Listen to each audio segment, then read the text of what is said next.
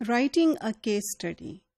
اب case study جو ہوتی ہے وہ کوالٹیٹیو ریسرچ میں خاص طور پہ بہت یوز ہوتی ہے، لیکن اس کے اندر آپ تھوڑا سا دوسرا مکسڈ میتھڈس بھی یوز کر سکتے ہیں.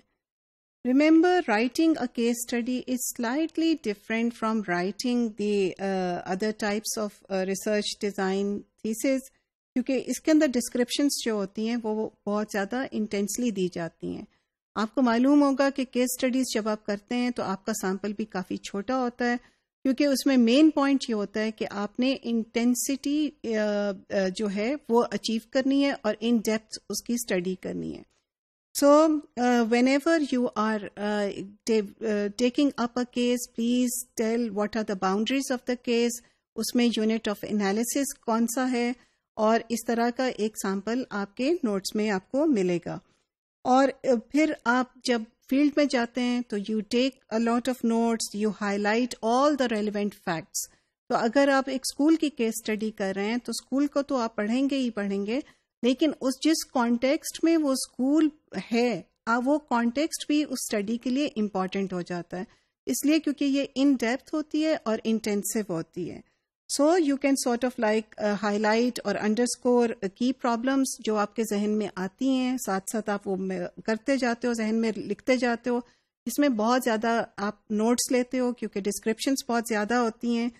آپ جب انالیسس کرنے لگیں، کیونکہ there is a lot of data that has come to you, you must focus on few key points and look at the key points that relate to your research questions.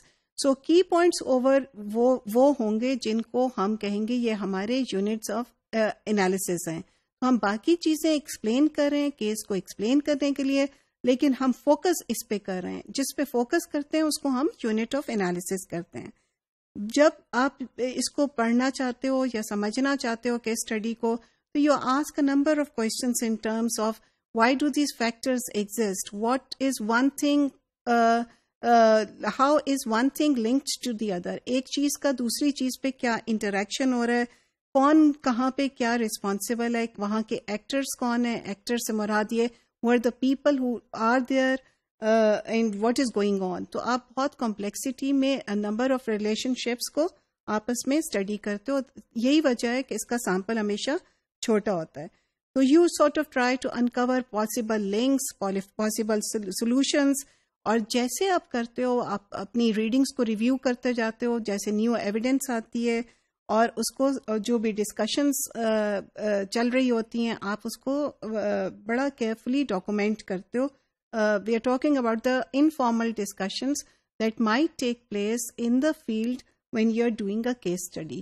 ایک تو formal interviews ہو گئے اور ایک وہ کی discussions ہیں جس کو ہم کئی دفعہ کی انفارمنٹ انٹرویوز بھی کہتے ہیں، وہ بھی آپ اس میں کر سکتے ہیں. although the nature of one case study might be different from another case study، کیونکہ اگر انڈیویجول ایک کیس ہے تو اس کی ایک فرق ڈائنامکس ہوں گے. if a school is a case اس کے فرق ڈائنامکس ہوں گے. and sometimes people take a country as a case study تو اس میں اس کے ڈائنامکس فرق ہوں گے. in any case the way a case study is written is slightly different، especially اگر یہ comparative case studies آپ لے رہے ہیں تو we strongly advise you to actually read case studies اگر وہ آپ before you actually write your own case study and discuss the whole format with your supervisor, کیونکہ اس کو لکھنے کا طریقہ فرق ہوتا ہے.